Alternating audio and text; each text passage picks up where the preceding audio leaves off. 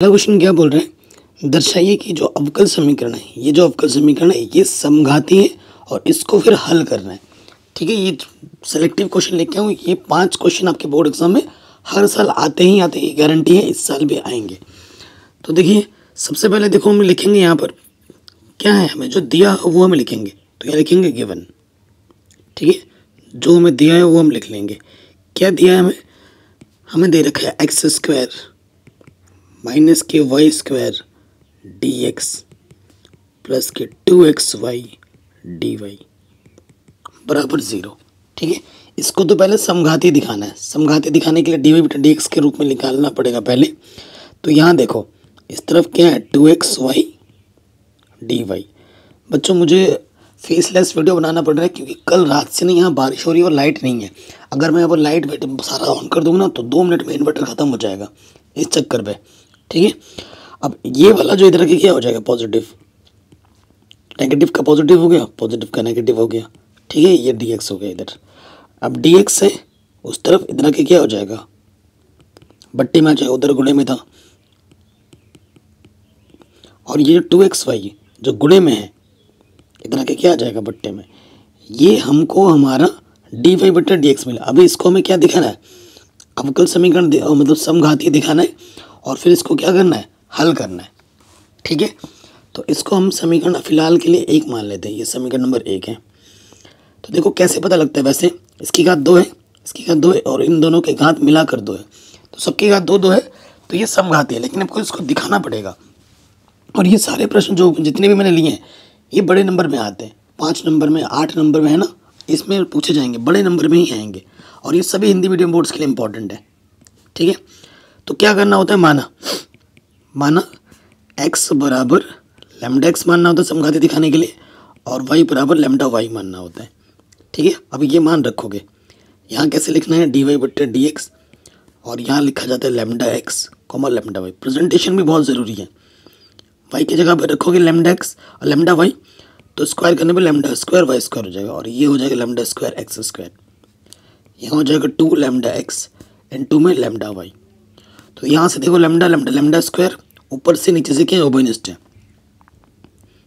तो lambda square ओबेनिस्ट हो जाएगा, अंदर बचेगा Y square minus k x square, और यहाँ से आगे लैम्डा स्क्वायर ओबेनिस्ट, और यहाँ बचेगा 2xy।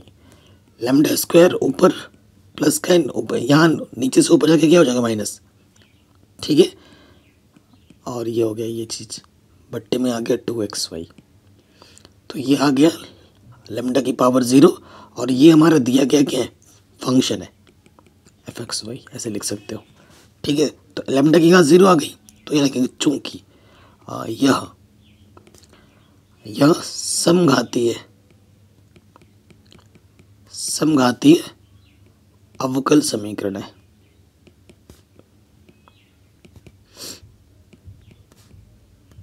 ठीक है, जिसकी घात कितनी है, 0। लैम्डा की पावर 0 है तो घात 0 लिख दोगे, कोई दिक्कत यहाँ तक। सिंपल सा प्रोसीजर है, डी वाई बटा डी एक्स निकाल दिया, और वाई की जगह पर लैम्डा वाई रखना है और एक्स की जगह पर लैम्डा एक्स रखना है, और फिर हमने ये दिखा दी, लैम्डा की पावर 0 ही आएगी हर बार। इसके बाद वाला प्रोसीजर क्या है, जब बोले कि दिखाओ तभी दिखाना है समघाती, अन्यथा आप डायरेक्ट हल करोगे। ठीक है, अब हल करने के लिए हम क्या करते हैं, हल करने के लिए हम मानते हैं। तो देखिए, माना डी वाई बटा डी एक्स के रूप में आया ना, तो वाई बराबर मानना होता है वाई बराबर वी एक्स। वाई बराबर क्या मानना होता है, वी एक्स, और यहाँ पर डी वाई बटा डी एक्स है, एक्स के छापर इसको क्या करना है, अवकलज करना है, फर्स्ट इंटू सेकेंड। पहला गुणे दूसरे का अवकलज, एक्स का अवकलज 1 होता है, दूसरा गुणे पहले का अवकलज। ठीक है, तो ये कुल मिला के आ गया वी एक्स डी वी बट्टे डी एक्स। अब हमें क्या करना होता है, वाई तथा डी वाई बट्टे डी एक्स का मान कहाँ रखना होता है बच्चों, समीकरण नंबर 1 में का मान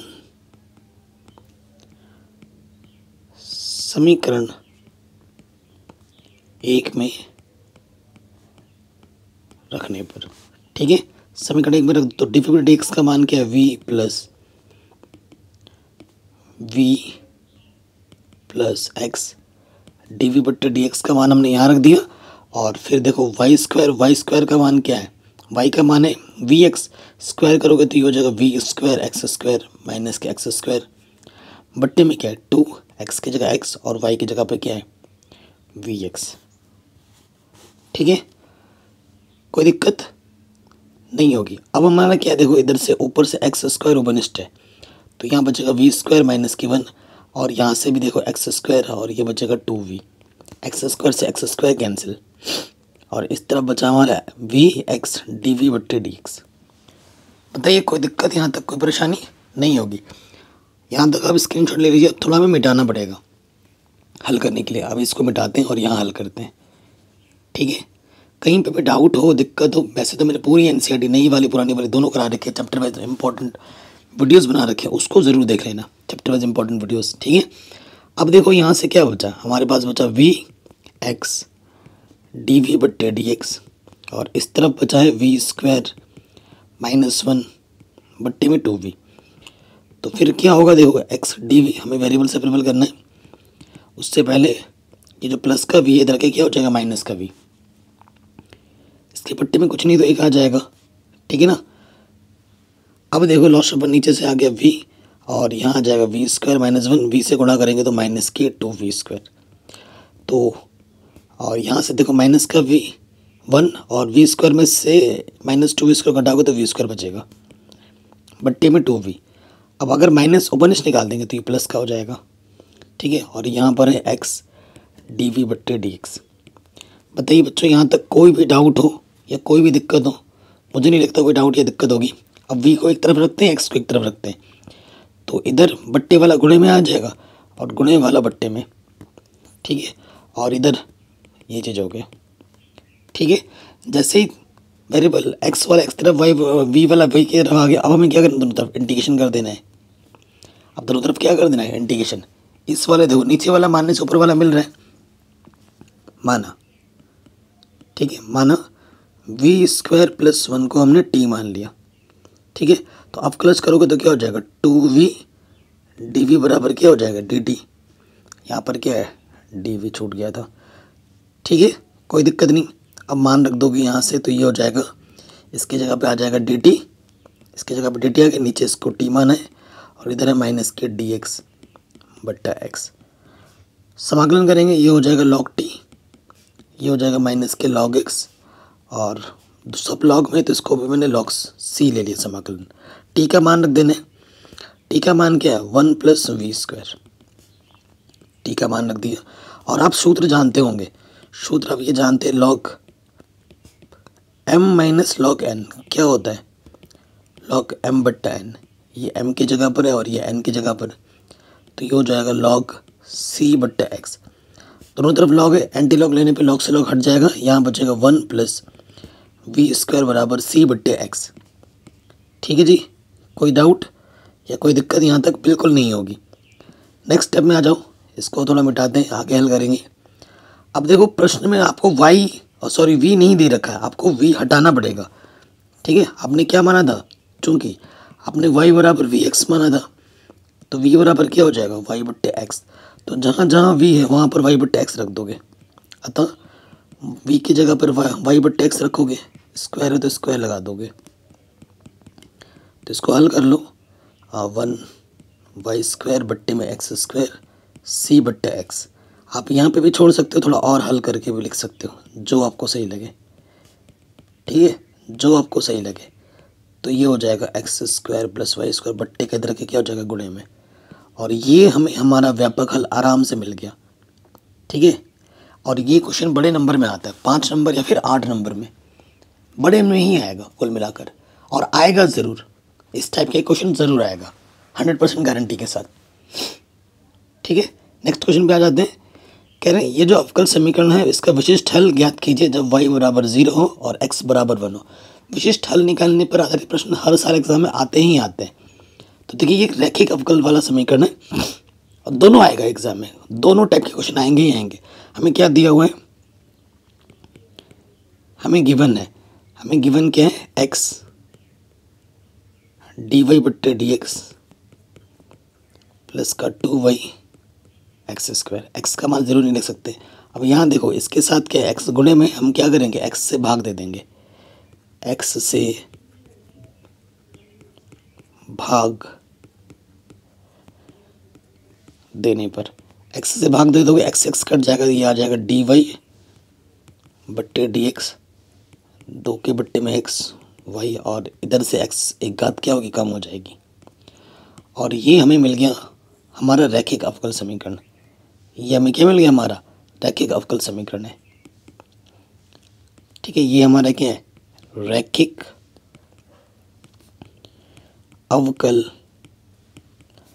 समीकरण। रैखिक अवकल समीकरण किस रूप में, dy बट्टे dx plus p y is equal to q के रूप में। ठीक है, ये इस रूप के है, कोई दिक्कत नहीं है। अब इससे हमें क्या करनी है, तुलना कर देनी समीकरण 1 की। तो देखो भैया, p के स्थान पर क्या है, 2 के बट्टे में x और q के स्थान पर है x। सिंपल सा क्वेश्चन बन गया एकदम। ठीक है, इसका क्वेश्चन एकदम क्या बन जाएगा, सिंपल बन जाएगा। अब देखो हमें क्या निकालना होता है, इंटीग्रेटिंग फैक्टर निकालना होता है, समाकलन गुणक, समाकलन गुणक। ठीक है, जिससे हम बोलते हैं इंटीग्रेटिंग फैक्टर, जिसका सूत्र होता है a की पावर में p dx। तो a की पावर p का मान क्या है, 2 बट्टे x, तो 2 को बाहर निकाल 1 बट्टे x। तो 1 बट्टे x का जो इंटीग्रेशन होता है वो है log x। ठीक है, और आप एक सूत्र जानते हैं, log m की पावर जो n होता है, n log m होता है। यानी कि ये जो पावर होता है वो ये जो n गुणे में होती है पावर में आ जाता है। तो यहाँ से ये जो 2 ये यहाँ पे आ जाएगा। ठीक है, तो इसको मैं लिख सकता हूँ e की पावर log x की पावर 2।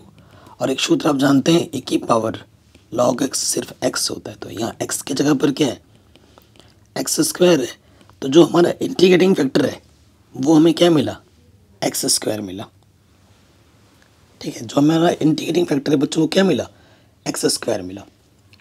ठीक है, अतः अवकल समीकरण का हल, अतः अवकल समीकरण का हल। ठीक है, तो समीकरण का हल का सूत्र क्या होता है, ये होता है y गुणा integrating factor integration q into integrating factor dx plus c। ये सूत्र होता है किसका, हल का। ठीक है, ये प्रश्न आपको ज़रूर मिलेंगे एग्ज़ाम में, मेरा दावा है। अगर नहीं आएगा ना मैं पढ़ाना छोड़ दूंगा। अब नहीं करके जाओगे फिर बाद में आके पछताओगे, फिर रोगे सर काश वो वीडियो देख लेता। ठीक है, तो इंटीग्रेटिंग फैक्टर हमारा एक्स स्क्वायर है, और क्यू का मान प्रश्न में क्या दे रखा है, एक्स, और इंटीग्रेटिंग फैक्टर है एक्स स्क्वायर। बहुत ही सिंपल क्वेश्चन बन गया एकदम। ठीक है, यहाँ से आ गया वाई एक्स स्क्वायर, ये X cube D x plus C, X square गुणा एक्स, यानी एक्स का 3 हो जाएगा। इसका इंटीग्रेशन करोगे एक्स की पावर 4 बट्टे में 4, जहाँ सी हमारा क्या है, समाकलन नियतांक है। ये हमें हमारा व्यापक हल मिल गया। ये हमें हमारा क्या मिल गया, व्यापक हल मिला है। समीकरण नंबर 3 बोलो, ये क्या मिला है, व्यापक हल। लेकिन हमें प्रश्न में व्यापक हल नहीं, हमें विशिष्ट हल निकालना है।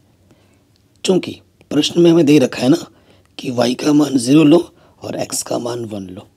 ये प्रश्न में दे रखा है y का मान 0 और x का मान 1 लेना है। तो आपको ये मान कहाँ रखना है, आपको ये मान यहाँ पे रखना है। तो रखो भाई यहाँ पे। तो y का मान है 0, x का मान है 1। ठीक है, और ये 0 को किसी भी संख्या से गुणा करो, 0 1 की पावर कुछ भी हो 1 होता है। और यहाँ से c का मान आ गया प्लस का 1/4, इधर के क्या होगा माइनस का 1/4। अब c का मान उठाकर यहाँ रख देना है, हमें हमारा आंसर मिल जाएगा। जगह नहीं है ना, तो c का मान माइनस का 1/4 यहाँ रख दोगे, आंसर आपको मिल जाएगा। क्या आएगा, वाई एक्स स्क्वायर बराबर एक्स की पावर 4 बट्टे में 4 माइनस का 1/4। ठीक है, ये हमें हमारा विशिष्ट हल आराम से मिल जाएगा। बताइए कोई दिक्कत, कोई परेशानी नहीं होगी, आप स्क्रीनशॉट ले सकते हैं। आगे बढ़ते हैं, हर साल एग्जाम में आता है, आता है, वेरी वेरी इंपॉर्टेंट क्वेश्चन है। कह रहे आलेखीय विधि से निम्नांकित रैखिक प्रोग्रामन समस्या को हल कीजिए। ये हमें व्यवरोध दे रखे हैं, तीनों को वन एरिया चाहिए। इसके अंतर्गत z हमें दे रखा है, इसका न्यूनतम और अधिकतम दोनों निकालना है। ठीक है, तो जो व्यवरोध, जो समीकरण दे रखा है व्यवरोध, ये समीकरण नंबर 1, ये 2 और ये 3, काफ़ी शानदार क्वेश्चन है। और ये जो कंडीशन हमें दे रखी है, इसका मतलब क्या होगी, जो हमारा हल क्षेत्र हमें लेना है वो प्रथम चतुर्थांश में लेना है। देखो x ग्रेटर देन 0 बोला है, y ग्रेटर देन 0 बोला है, यानी कि प्रथम चतुर्थांश। ठीक है, तो सबसे पहला काम हम क्या करते हैं स्टेप वन में हम क्या करते हैं, स्टेप वन में हम करते हैं असमीका को समीकरण में बदलते हैं। ठीक है, असमीका को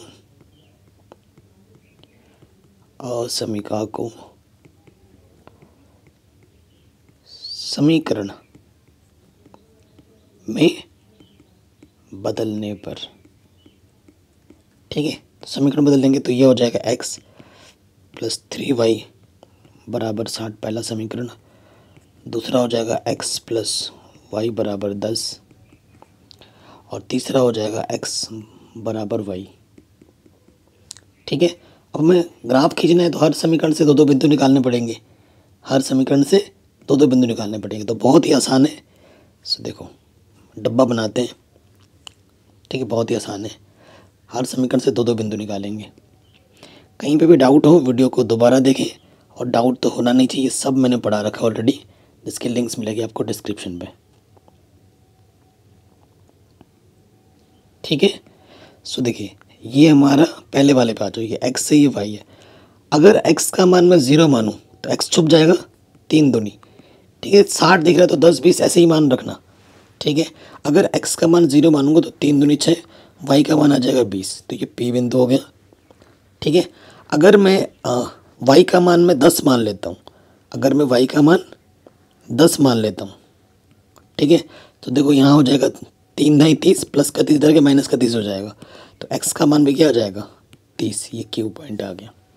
दूसरे वाले में आ जाओ एक्स वाई, अगर मैं x का मान 0 मानूँ तो x छुप जाएगा, y का मान आ जाएगा 10।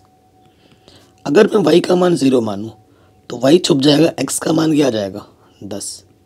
ठीक है, ये R बिंदु है, ये H बिंदु है। अब आप देखो इसमें तीसरे वाले में x बराबर y है, क्योंकि ये 0,0 से जाएगा x। आप y का मान 0 मानोगे x का मान 0 हो जाएगा, आप y का मान 10 मानोगे x का मान 10 हो जाएगा, कि जो मान यहाँ रखोगे वो मान x का हो जाएगा ना। अगर y का मान आप 20 मानोगे तो x का मान भी आपका कितना हो जाएगा 20 हो जाएगा। ठीक है, अब इसको हल करने के लिए हमें चाहिए होता है ग्राफ। ठीक है, हमें क्या चाहिए होता है, एक ग्राफ चाहिए होता है। ठीक है, अब देखो नेक्स्ट पेज ऐड करूँ कहाँ से यार। सो देखिए अब इसमें क्या है, ग्राफ खींच के हम देखते हैं।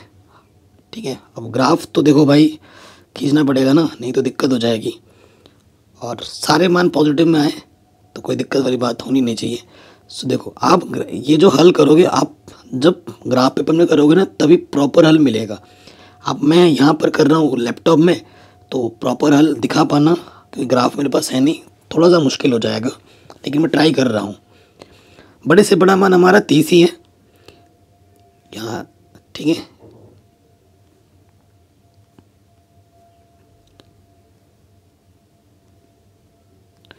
तो ये हमारा मान 10 20 30 40 10 20 30। ठीक है, दोनों तरफ मान दिखा देना, और ये हमारा केंद्र है। सबसे पहले बिंदु पे आ जाओ, x पे 0 है, y पे 20। x पे 0, ठीक है, x पे 0 और y पे 20, ये है पहला बिंदु P। ठीक है, ये पहला बिंदु P है, और अगला बिंदु क्या है, x पे 30 है और y पे 10। देखो x पे हमें 30 जाना है और y पे हमें 10 जाना है। ठीक है, तो हमारा ये जो बिंदु आ जाएगा ये यहाँ आ जाएगा, ये बिंदु आ गया Q। अब हमें क्या करना है, इन दोनों बिंदुओं को मिलाती हुई रेखा खींचनी है। ठीक है, इन दोनों बिंदुओं को मिलाती हुई रेखा खींचनी है। सो थोड़ा सा ध्यान से देखिएगा, क्योंकि मेरे पास स्केल वगैरह कुछ भी नहीं है, उसी आधार पर मैं बना रहा हूँ ना, ये बन जाएगी। उसके बाद नेक्स्ट आपका जो बिंदु है वो क्या है, ये पहला वाला बिंदु है। ठीक है, पहला वाला समीकरण है, तो इसको मैं नंबर भी डाल देता हूँ, ये पहला वाला है। हल क्षेत्र देखना है ना अभी। इसके बाद नेक्स्ट पे आ जाओ, x पे 0 है, y पे 10 है। x पे 0 y पे 10, ये पहला बिंदु है। ठीक है, ये R बिंदु हो गया, और अगला बिंदु है x पे 10 जाओ y पे 0, ये अगला बिंदु है, ये हमारा हो गया H P Q R H। अब इन दोनों को मिलाते हुए हम रेखा खींचेंगे। ठीक है, ये हो गया समीकरण नंबर 2। उसके बाद तीसरे वाले पे आ जाओ। तीसरे वाले में क्या सेंटर से होता हो जाएगा, तो ये वाला ऐसे जाएगा, ठीक है। तो मैं दिखा देता हूँ। पहला वाला बिंदु 0,0 ये यहाँ पर है, उसके बाद x पे 10 y पे 10 यहाँ पर, फिर y पे 20 यहाँ पे 20 यहाँ पर आ जाएगा अगला बिंदु, ठीक है। मैं दिखा देता हूँ। पहला बिंदु हमारा यहाँ आएगा और 20,20 यहाँ आ जाएगा। इसको मिलाते हुए रेखा खींच देंगे तीनों पॉइंट्स को, ठीक है। ये हमारा तीसरा है। तो 3 समीकरण हमने खींच दिए। तीनों का जो वरिष्ठ भाग होगा वही हमारा हल क्षेत्र होगा, है ना। न्यूनतम अधिकतम दोनों निकालना है। सो अब हल क्षेत्र देख लो स्टेप 2 में। स्टेप 2 में क्या देखेंगे, हल क्षेत्र।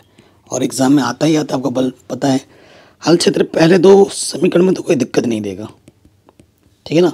हल क्षेत्र केंद्र पर चेक कर लो 0,0 पर। तीसरे वाले में थोड़ा सा अजीब होगा, वो देखेंगे अभी। पहला वाला समीकरण क्या है, x + 3y = 60, ये पहला वाला है। और दूसरा है x + y = 10 से बड़ा। और तीसरा वाला है x, ये, ठीक है। ऐसे प्रश्नों में केंद्र काम नहीं करता, तीसरे वाले में केंद्र काम नहीं करेगा, ठीक है। उसके लिए हमें अलग से एक बिंदु लेना पड़ेगा। तो देखो पहले 2 के लिए तो ओरिजिन लिया हमने, x के जगह पे 0 रखना है और y के जगह पे 0 रखना है, केंद्र के लिए, है ना। तो 0 60 से छोटा होता है, सत्य कर रहा है। तो पहला वाला केंद्र संतुष्ट कर रहा है, तो हल क्षेत्र केंद्र की तरफ आएगा, ठीक है। हल क्षेत्र केंद्र की तरफ आएगा। पहला वाला कहाँ था, येलो वाला, केंद्र की तरफ आएगा,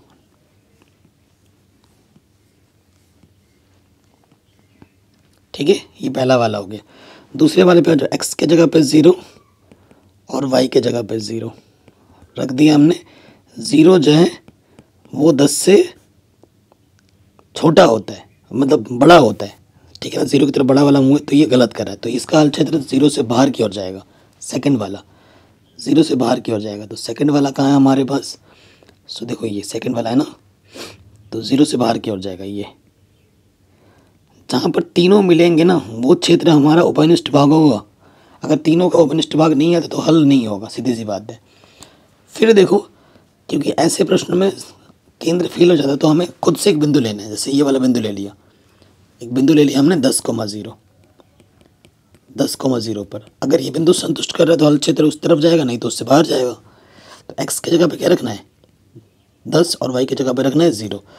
जो 10 है वो 0 से छोटा होता है, गलत है ना। 10 0 से कभी छोटा नहीं होता। तो ये बिंदु इसको संतुष्ट नहीं कर रहा है, तो तीसरे वाले का हल क्षेत्र उस बिंदु की तरफ नहीं होगा, उससे बाहर जाएगा। तो तीसरे वाले का हल क्षेत्र पे आ जाओ। तीसरे वाले का हल क्षेत्र देखो, तीसरा वाला समीकरण ये है, ये हल क्षेत्र इससे बाहर की ओर जाएगा। तीनों बिंदु ने जहाँ पर मिलाप किया है, ठीक है, तीनों बिंदु ने जहाँ पर अपना दिया है वो हिस्सा में ड्रॉ कर दे रहा हूँ, कलर कर दे रहा हूँ। यहाँ पर तीनों हिस्से आके मिल रहे हैं। ये वाला जो हिस्सा है, तीनों हिस्सा यहाँ पर आके मिल रहे हैं, ठीक है। यहाँ पर आपके तीनों हिस्से मिलेंगे, ठीक है, कोई दिक्कत नहीं होगी। तो देखो हमें ये बिंदु पता है, हमें ये बिंदु भी पता है, ये बिंदु नहीं पता और ये बिंदु नहीं पता। ये बिंदु अगर आपने ग्राफ में बनाया होता तो फट से निकल जाता और ये बिंदु निकल जाता, लेकिन ग्राफ में आपने नहीं बनाया तो कोई दिक्कत वाली बात नहीं है, लेकिन थोड़ा सा लंबा होगा। ऐसे प्रश्नों को ऐसे हल करते हैं, वो भी मैं आपको बता देता हूँ, टेंशन लेने वाली कोई बात नहीं है। ये हो गया इतना बच्चों, कोई डाउट है ना। चित्र को मत मिटाना, चित्र हमें चाहिए होगा। इतना स्क्रीनशॉट ले लो, क्योंकि जगह कम है ना, थोड़ा मिटाना पड़ेगा। अब देखिए बच्चों, आगे हल करेंगे हम। यहाँ देखिए, वीडियो को लाइक कर दो। और ये ऐसे प्रश्न है ना, यहाँ से क्वेश्चन आएंगे ही आएंगे बड़े नंबर में। सो देखो हमारे पास 2 बिंदु में निकालना है। एक बिंदु, ये वाला जो बिंदु है इसको नाम देते हैं T, इसको नाम देते हैं M, ठीक है। तो T के लिए देखो, अगर हम देखें यहाँ लिख देना अगर अगले स्टेप में, उभयनिष्ठ हल क्षेत्र हमारा क्या है। उभयनिष्ठ हल क्षेत्र हमारा क्या है बच्चों, ये है ये वाला बिंदु RTMP, ठीक है, ये है हमारा उभयनिष्ठ हल क्षेत्र। तो यहाँ लिख दोगे PRTM, ठीक है। तो P बिंदु पता है, R बिंदु पता है, T और M नहीं पता है। तो बिंदु T निकालो, बिंदु T के लिए सो ध्यान से देखना, बिंदु टी क्या है एक्चुअली, बिंदु टी दूसरा और तीसरा का कटान बिंदु है। ठीक है, तो समीकरण 2 तथा 3 से लिख देंगे। समीकरण 2 तथा 3 से। ठीक है, समीकरण 2 क्या है हमारे पास, समीकरण 2 है x प्लस वाई बराबर 10, और समीकरण जो 3 है, ठीक है, समीकरण 3 के x बराबर वाई। ठीक है, तो x की जगह पे y रखो, तो y प्लस वाई बराबर 10, तो 2y बराबर 10, 2 पंजे 10, तो y का मान आ गया 5। ठीक है, अगर y का मान 5 यहाँ रख दोगे तो x का मान भी 5 आ जाएगा। ठीक है, तो जो बिंदु T है वो हमें मिल जाएगा 5,5, जो नहीं मालूम था। T निकल गया, अब अगले बिंदु पे आ जाओ। ठीक है, अगला बिंदु निकालेंगे हम। तो अगला बिंदु क्या है, अगला बिंदु हमारा है M। ठीक है, अगले बिंदु M के लिए M बिंदु यहाँ है, तो समीकरण नंबर तीसरा और समीकरण नंबर पहले का कटान बिंदु है ये M। ठीक है, तो 3 तथा 1 से, समीकरण 1 तथा 3 से। ठीक है, कोई दिक्कत नहीं। 3 क्या है हमारे पास, x प्लस 3y 60 ये पहला है, और तीसरा है हमारे पास x बराबर y। तो x का मान यहाँ रखो, तो यहाँ हो जाएगा y प्लस 3y 60, 4y बराबर 60, तो काटोगे तो 15 आ जाएगा। तो y का मान 15 है, तो x का मान भी कितना हो जाएगा 15। तो बिंदु हो जाएगा जो हमारा M बिंदु है वो हो जाएगा 15,15। कोई डाउट या कोई दिक्कत बताइए बच्चों, बिल्कुल नहीं होगी, है कि नहीं। तो सारे बिंदु निकल गए, अब इसको हल कैसे किया जाएगा वो देखते हैं। अतः आगे लिखेंगे, अतः एक तरफ लिखेंगे कोणीय बिंदु, ठीक है, एक तरफ लिखेंगे कोणीय बिंदु और एक तरफ लिखेंगे z। z क्या है, 3x प्लस 9y। ठीक है, सो 4 बिंदु है ना हमारे पास, 4 पॉइंट, 1 2 3 और ये 4। ठीक है, पहला जो बिंदु है हमारा, पहला बिंदु है P, फिर R, फिर T, फिर M। जो P बिंदु है बच्चों, P बिंदु हमारा ये है जो कि 0,20, x पे 0,20, और R बिंदु है 0,10, T बिंदु है 5,5 और M बिंदु है 15,15। ठीक है, सो x की जगह पर 0 रखेंगे z में, 3 गुणा 0, और y की जगह पर 20, तो 9 दूनी 18, 180। फिर x की जगह पर 0 रखोगे और y की जगह पर 10, 9 2 90। ठीक है, नेक्स्ट 5 5 रखना, x की जगह पे 5 रखोगे और y की जगह पे भी 5 रखोगे, तो 3 बचे 15, 9 पंजे 45, 45 और 15 कितना हो जाएगा 60। फिर 15 रखना है, 3 गुणा 15 और 9 गुणा 15, 15 3 बचे, ये हो गया 45 और 15 9 135। तो ये हो गया कितना, 135 में 15 जोड़ेंगे 50 और 30, 180। कितना हो गया 180। तो देखो सबसे बड़ा क्या है, सबसे बड़े मान 180 80 दो आ रहे हैं, दो जगह आ रहे हैं सेम टू सेम। ठीक है, बिंदु P व M पर जो Z मैक्सिमम आ रहा है वो आ रहा है 180, और उसके साथ साथ सबसे मिनिमम क्या है 60 है बिंदु। ठीक है, बिंदु T पर Z मिनिमम जो मान है वो कितना है 60 है। ये हमें हमारा उत्तर बड़े आराम से मिल जाएगा, कोई डाउट या कोई दिक्कत नहीं होगी। एग्ज़ाम में ये प्रश्न आएगा ही आएगा। अगला प्रश्न जो हर साल एग्ज़ाम में आता है वो निकाय को हल करने के लिए आता है। तो इस प्रश्न को घुमा के दिया है, आपसे बोला ये मैट्रिक्स दे रखा है, इसका इन्वर्स निकालो और इसकी मदद से इस निकाय को हल करो।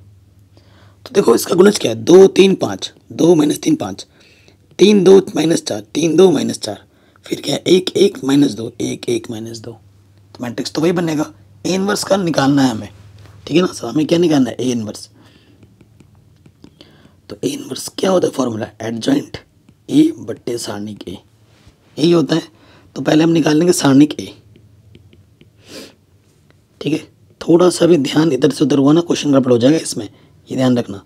2 - 3 5 और ये 3 2 - के 4, फिर है 1 1 - के 2। हम क्या करेंगे, R1 के सापेक्ष प्रसार कर देंगे। सो पहले वाले साइन लगता है ये प्लस का, फिर माइनस का, फिर प्लस का।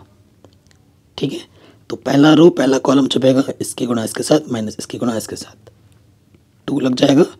2 दूनी -4 और 4 एकम 4 माइनस का, तो माइनस माइनस प्लस 4। ठीक है, -3 - +3 हो जाएगा। पहला रो दूसरा कॉलम छपाओगे, 3 दूनी 6 4 एकम 4, 3 दूनी -6 4 एकम -4 माइनस माइनस प्लस, फिर आपका आ जाएगा +5। पहला रो छपेगा और तीसरा कॉलम छपेगा, 3 एकम 3 2 एकम 2, 3 एकम 3 2 एकम 2। सो यहाँ से आ जाएगा 0, ये यहाँ से बचेगा -2 2 3 6 और यहाँ से बचेगा 1 + 5, तो कुल मिला के -1 आ गया। चूँकि सारणिक ए का मान 0 नहीं है, इसलिए ए इन्वर्स का अस्तित्व है, ए इन्वर्स का अस्तित्व है, ये आप लिख दोगे। यानी कि ए इन्वर्स निकल सकता है। ऐसे भी प्रश्न आएंगे जहाँ पर ए इन्वर्स नहीं निकलता है। ठीक है, सो ये चीज़ हो गई। अब देखो ए इन्वर्स का अस्तित्व तो चलो हो गया। अब नेक्स्ट पार्ट क्या है, देखो भाई, एक चीज़ हमें जो एडजॉइंट निकालने में मदद करती है। एडजॉइंट के लिए क्या होता है, यहाँ लिख देता हूँ एडजॉइंट के लिए। ठीक है, मेरा सिंपल तरीका है, क्या निकालते हैं, A11 A12 A13। ठीक है, फिर हमें निकालना होता है A21 A22 A23, फिर A31 A32 A33।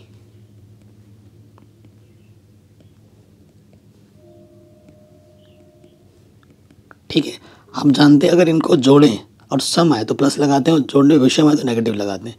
सो यहाँ से आ जाएगा negative positive negative positive negative positive negative negative, मैंने पहले ही लगा दिया। अब एक ट्रिक, जब इन्वर्स निकालते हो यहाँ पे जो आया है ना, ये हमारा A11 A12 A13 होता है। यहाँ से क्या है 0, यहाँ 0 आ जाएगा, यहाँ से -2 -2 माइनस माइनस हो जाएगा प्लस, फिर यहाँ से क्या है 1। ठीक है, ये एडजॉइंट के पहले कॉलम में आएगा। ठीक है, ये एडजॉइंट के दूसरे कॉलम में और ये एडजॉइंट के तीसरे कॉलम में आता है। ठीक है, चलो ये वाला पार्ट तो फटाफट हो गया। अब नेक्स्ट पार्ट हमें क्या देखना है, A21 का मतलब है दूसरा रो पहला कॉलम छपाओ, तो 3 दूनी 5 एकम 5, तो यहाँ लिखो, ध्यानपूर्वक लिखना है।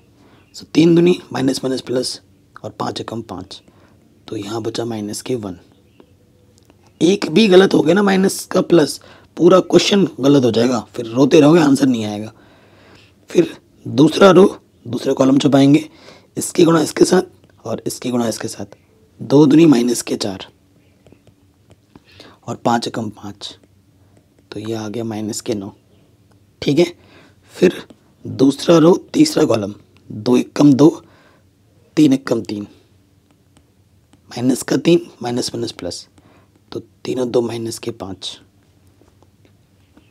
ठीक, अब आ जाओगे तीसरा रो पहला कॉलम छपेगा, इसके गुणा इसके साथ माइनस इसके गुणा इसके साथ, तो यहाँ पे आ जाएगा, देखो 3 चौके 12 प्लस के 12 और 5 दूनी 10, तो ये आ गया +2। इसको काटा था ना। ठीक है, अब इसको काटेंगे, 2 चौके 5 दिया, 2 चौके -8 और 5 दिया 15, -23 माइनस माइनस ये हो जाएगा +23। ठीक है, 2 चौके 8 और 5 दिया 15। ठीक है, उसके बाद देखो तीसरा रो तीसरा कॉलम छपाएंगे, 2 दूनी 4 3 तिया 9, तो यहाँ आ जाएगा 2 दूनी 4 3 तिया 9 माइनस माइनस प्लस, 9 और 4 13। ठीक है, इसलिए ए इन्वर्स बराबर एडजॉइंट अपन सारणी के होता डायरेक्ट रख देंगे। अब देखो जो सारणिक ए कितना आया था, -1 आया था, ये ध्यान रखिएगा। इसलिए ए इन्वर्स क्या होता है, एडजॉइंट ए अपॉन सारणिक ए। ठीक, एडजॉइंट ए निकालेंगे, सारणिक एक हमारा -1 आया था। ठीक है, अब ये वाला पहले कॉलम पे आ जाएगा 0 2 1, अगला वाला आएगा -1 -9 -5, उसके बाद आ जाएगा 2, 23 और 13। हर एक पद को क्या करना है, -1 से भाग देना है, यानी कि सबका चिन्ह को बदल दो बस। तो A इनवर्स हमें मिल जाएगा 0 -2 -1 1 9 5 2 -23 -13।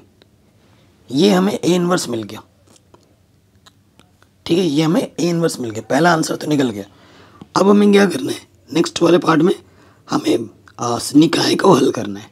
निकाय को हल करने के लिए आप जानते हैं, चूंकि x बराबर जो होता है A इनवर्स B होता है। ठीक है ना, x बराबर क्या होता है, A इनवर्स B होता है। तो x का जो मान होता है वो होता है एक्चुअली x y z। ठीक है, और A इनवर्स जस्ट अभी आपने निकाला है। और 22 आपका क्या है, 22 देखो आपका ये होता है, ये 22 है, -11 -5 -3, ये आपके क्या है 22 है। तो 22 आपके हैं -11 -5 और -3। और A इनवर्स आपके पास है 0 -1 -2 सॉरी ये प्लस का 1 है। ठीक है, और -2 9 -23, फिर है -1 5 -13। ठीक है, यहाँ से आपको रो लेना होता है और यहाँ से आपको कॉलम लेना होता है, गुणा करेंगे। सो देखिए, तो 0 गुणा 11, 0 1 पंजे -5 2 3 6, फिर 11 दूनी 22 माइनस प्लस 9 पंजे 45 माइनस का, और 23 3 69 माइनस प्लस। ठीक है, फिर देखो 11 1 कम 11 माइनस प्लस 5 5 25 माइनस के, 13 3 39 नेगेटिव पॉजिटिव। ठीक है, अब इसको हल करो। सो इधर देखते हैं, हल करते हैं। 6 में से 5 गया 1। ठीक है, और यहाँ से देखो प्लस का 9 और 22, 9 2 11। ठीक है, हासिल लगा 1, 6 और 2 8 और 1 9 में से आपको क्या घटाना है, 45 घटाना है। तो 11 में से 5 घटाएंगे 6 और 8 में 4 घटाएंगे 4, 46। ठीक है, फिर देखो ये हो जाएगा 40 और 1 50, 50 में से 25 घटाओगे 25 बचेगा। और यहाँ पर क्या है x y z। ठीक, हम क्या कर देंगे, तुलना कर देंगे। तो देखो जैसे तुलना करेंगे संगत पद बराबर होते हैं, तो x का मान 1 आ जाएगा, y का मान 46 आ जाएगा और z का मान 25। ये हमें हमारा उत्तर मिल जाएगा। और ये ऐसा एक क्वेश्चन आपके बोर्ड एग्जाम में पक्का आएगा ही आएगा, इसकी गारंटी मेरी है। ठीक है, तो ये क्वेश्चन भी आपका आराम से बन गया। आगे बढ़ते हैं, अगले प्रश्न पे आ जाओ। और ये जो प्रश्न है वेरी इंपॉर्टेंट है और हर साल आपके बोर्ड एग्जाम में आते ही आते हैं। ठीक है, और स्पेशली इस साल नई एनसीईआरटी बुक आई है ना, उसके आधार पर ये जो क्वेश्चन है आएगा ही आएगा, ये मान के चलिए। ठीक है, ये मान के चलिए कि ये प्रश्न आपको देखने को ज़रूर मिलेगा। ठीक है, क्या बोल रहे हैं, दीर्घवृत्त से घिरे क्षेत्र का क्षेत्रफल ज्ञात कीजिए।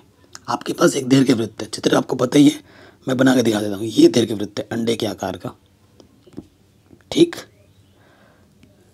ये हमारा दीर्घ अक्ष है और ये हमारा लघु अक्ष है। नाम दे दो भैया, ये O A B C D दे दिया। दिया क्या है हमें दिया हुआ है जो दीर्घवृत्त है बच्चों। ठीक है, दीर्घवृत्त क्या दिया है, एक्स स्क्वायर 16 को लिख सकते हैं 4 का वर्ग, वाई स्क्वायर बट्टे 9 को लिख सकते हैं 3 का वर्ग 1। तो बड़ा वाला पार्ट ये हमारा जो बिंदु ये है 4,0 और ये वाला बिंदु है 0,3। ठीक है, ये जो क्षेत्र का क्षेत्रफल होगा, टोटल क्षेत्रफल निकालना है हमें तो पूरा निकालना है, लेकिन ये वाला हिस्सा जितना होगा ये वाला भी उतना होगा, ये वाला भी उतना होगा और ये वाला भी उतना होगा। अगर मैं इतना निकाल लेता हूँ OAB और उसको मैं 4 से अगर गुणा कर दूँ तो टोटल कहाँ जाएगा। ठीक है ना, तो यहाँ देखो, और ये केंद्र क्या होता है 0,0। ठीक है, सो हमें क्या निकालना है, अभिष्ट क्षेत्रफल। ठीक है, प्रश्नानुसार जो क्षेत्रफल निकालना है वो है अभिष्ट क्षेत्रफल। क्या है, एरिया, ए से स्टार्ट करो ABCD, जिसको हम लिख सकते हैं 4 से अगर गुणा कर दे, 4 गुणा है एरिया OAB के। ठीक है, सो देखो अगर मैं लिमिट ले लूँ x में 0 से 4, तो ये एरिया हमने निर्धारित कर, और ये वक्र क्या बता रहा है कि यहाँ से यहाँ तक का क्षेत्रफल आएगा उसमें। ये सीमा हमें ये बताती है। ठीक है, तो सीमा को हमने ले लिया x में, 0 से लेकर 4 तक, 4 ऑलरेडी बाहर है। अगर लिमिट x में लेते हो तो सूत्र क्या होता है, y dx। और यहाँ से आपको y का मान निकालना है, यहाँ से y का मान निकाल लो पहले। तो y² बट्टे 3 का स्क्वायर और ये x² बट्टे 4 का स्क्वायर इधर आ गया। इसको थोड़ा और हल करते हैं तो 4² एकम 4² बट्टे x² बट्टे में 4²। ठीक है, ये जो बट्टे का है इधर के क्या हो जाएगा, गुणे में वर्गमूल निकालोगे तो 3² का 3, 4 इसका स्क्वायर का 4 और ये आ जाएगा अंडर रूट में। ठीक है, आप क्या करोगे, y का मान उठाकर रख दोगे, y का मान उठाकर यहाँ पर रख दोगे, ये y का मान यहाँ रख देना है। तो क्या है, 4 बाहर है और इंटीग्रेशन है 0 से 4, y का मान 3/4 अंडर रूट में 4² माइनस के x² dx।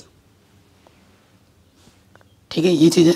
तो देखो भाई 4 से 4 कटा, 3 बाहर आ गया, लिमिट 0 से 4 ये आ गया, ये एक फॉर्मूला बन गया। ठीक है, ये क्या बन गया, एक फॉर्मूला बन गया जिसका सूत्र आपको पता होगा। किस रूप में है ये मैं लिख के भी दिखा देता हूँ आपको। सूत्र याद होना चाहिए, सारा खेल ही सूत्र का होता है। अगर 0 से 0 लिमिट बोल जाऊँ, किस रूप में ये, इस रूप में a² माइनस x² dx के रूप में, जिसका सूत्र होता है x/2 a² माइनस के x² plus a²/2 sine inverse x/a। ये सूत्र होता है। ठीक है, सो लगाते हैं, 3 टोटल के बाहर है तो ये हो जाएगा x की जगह तो x ही है और a की जगह पे 4 है, प्रश्न में a की जगह पे 4 है, x/2 a² minus x², a² 4 का वर्ग 16 बट्टे 2 साइन इनवर्स x/a का मान कितना है, 4 है। ठीक है, प्लस सी नहीं लगेगा क्योंकि हमारा लिमिट हमें मालूम है 0 से 4। अब एक बार अपर लिमिट लगाना है, एक बार लोअर लिमिट लगाना है। x के जगह पर एक बार 4 रखो, जहाँ जहाँ x है वहाँ वहाँ 4 रखो, 2 अट्ठे ये होगा साइन इनवर्स 4/4, 4 एकम 4। अपर लिमिट रख दिया, अब लोअर लिमिट रखो, x के जगह पर 0 रखो तो 0 को किसी भी संख्या से गुणा करते हैं 0 हो जाता है। यहाँ पर है 8, फिर है साइन इनवर्स 0/4। ठीक है, सो देखो भाई 4² में 4² घटाओगे 0 आ जाएगा, तो ये बचा 0, 8। साइन इनवर्स 1 का मान कितना होता है, π/2 और 0 तो 0 और साइन इनवर्स 0 का मान होता है 0। तो कुल मिला के 2 चौके 8, तो यह आ जाएगा 4 दिया 12 पाई। कितना जाएगा, 12 पाई वर्ग मात्रक। ठीक है, 12 पाई वर्ग मात्रक, ये आपको आपका आंसर आराम से मिल जाएगा। कोई डाउट, कोई दिक्कत बताइए, कोई परेशानी हो तो आप बताइए, नहीं होनी चाहिए। तो ये प्रश्न भी हमारा आराम से आपका बन गया। ये जो क्वेश्चन है ना एनसीईआरटी बुक के आधार पर, नहीं एनसीईआरटी बुक के आधार पर, वेरी वेरी इंपॉर्टेंट है। और प्रश्न ये वाला जो है आपके बोर्ड एग्जाम में ज़रूर पूछा जाएगा। ठीक है, अगले प्रश्न में आ जाते हैं। Very very very very important question है। इस क्वेश्चन को बोर्ड एग्जाम में रिपीट मोड में पूछा गया है ना, बार बार पूछा गया। तो क्वेश्चन क्या बोल रहा है, एक छात्रावास में 60% विद्यार्थी हिंदी का, 40% अंग्रेजी का और 20% दोनों अखबार पढ़ते हैं। एक छात्र को यादृच्छा चुना जाता है। ठीक है, प्रायिकता ज्ञात कीजिए कि वो ना तो हिंदी और ना ही अंग्रेजी का अखबार पढ़ता है। ठीक है, यदि वह हिंदी का अखबार पढ़ता है तो उसके अंग्रेजी का अखबार भी पढ़ने वाले की प्रायिकता ज्ञात कीजिए, और यदि वह अंग्रेजी का अखबार पढ़ता है तो उसके हिंदी का अखबार भी पढ़ने वाले होने की प्रायिकता आपको ज्ञात करनी है। ठीक है, शानदार क्वेश्चन है और ये क्वेश्चन बोर्ड एग्जाम में पूछा गया और एनसीईआरटी का ही प्रश्न है। ठीक है, एनसीईआरटी का ही प्रश्न है। तो सबसे पहले जो दिया है वो हम लिख लेते हैं। ठीक है, जो हमें गिवन है वो हम लिख लेते हैं। ठीक है, देखो हिंदी को एच से दिखा देते हैं। ठीक है, सबसे पहले माना करके लिख देना कि हिंदी को एच से प्रेजेंट कर रहे हैं और अंग्रेजी को एच से, ई से, अंग्रेजी को ई से, ठीक है।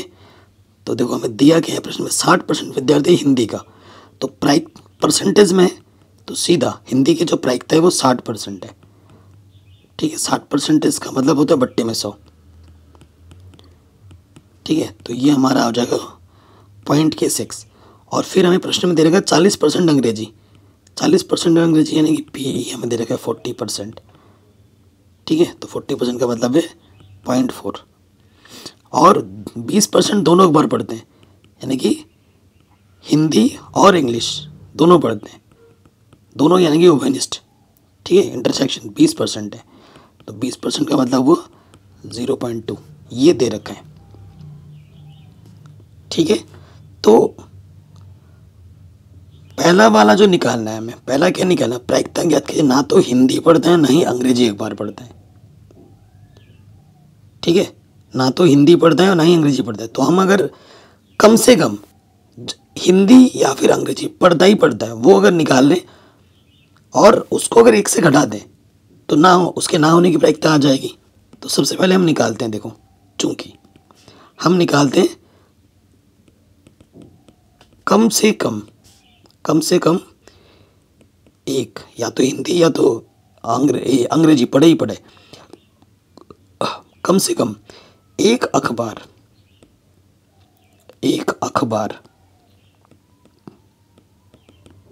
पढ़ने की प्रायिकता, ठीक है। पढ़ने की प्रायिकता वो क्या होगी, PH यूनियन E, दोनों में से कोई एक तो जरूर पढ़े।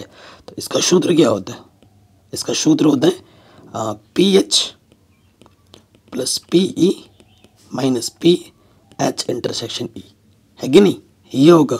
तो PH हमारे पास है 0.6, PE है 0.4 और PH ये है 0.2। तो इनको जोड़ेंगे तो ये आ जाएगा 1, ठीक है। एक आ जाएगा 1.00 और इसमें से 0.2 घटाना है, तो ये आ जाएगा 0.8।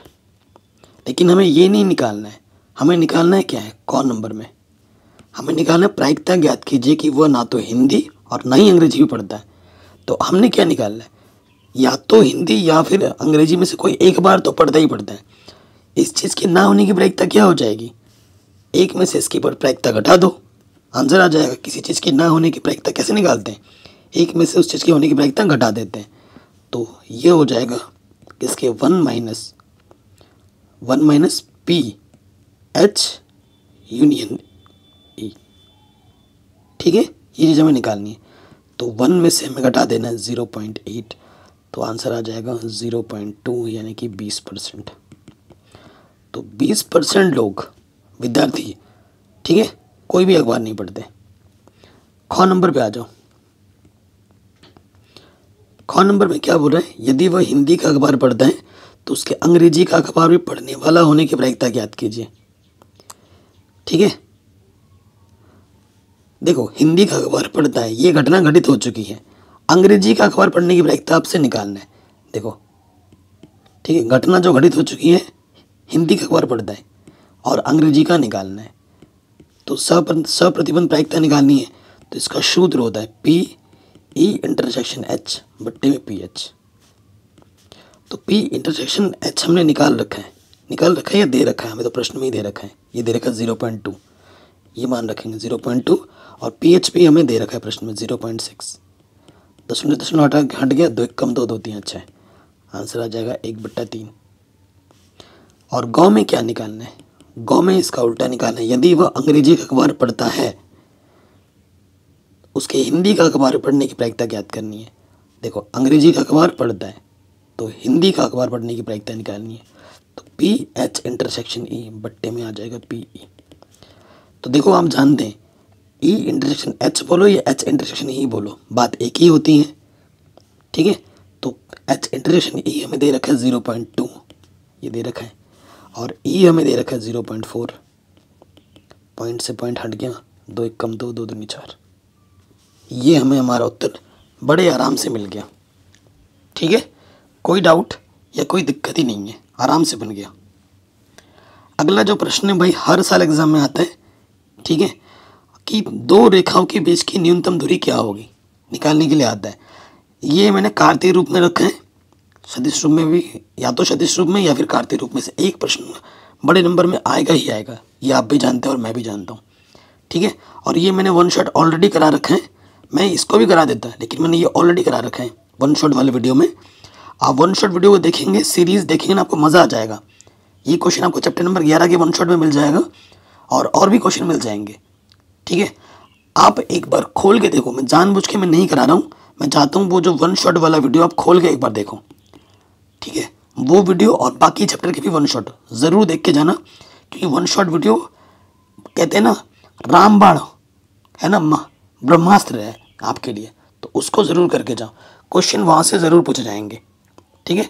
तो इसका आंसर ना आपको उस वन शॉट वीडियो में मिल जाएगा, जिसके लिंक्स में मिल जाएगी आपको डिस्क्रिप्शन पे, ठीक है, प्लेलिस्ट की। वीडियो को हर जगह शेयर करें, और इस वीडियो पे आज के आज अगर 1000 लाइक हो जाता है तो कल सुबह इसका पार्ट 2 आ जाएगा, ठीक है, बड़े नंबर वाले। उसके बाद हम 4 छोटे छोटे वाले नंबर हैं ना, 2 नंबर के 1 नंबर के, वो भी मैं आपको बताऊँगा, ठीक है। जय हिंद, अपना ख्याल रखें, मिलते हैं आपसे नए वीडियो में।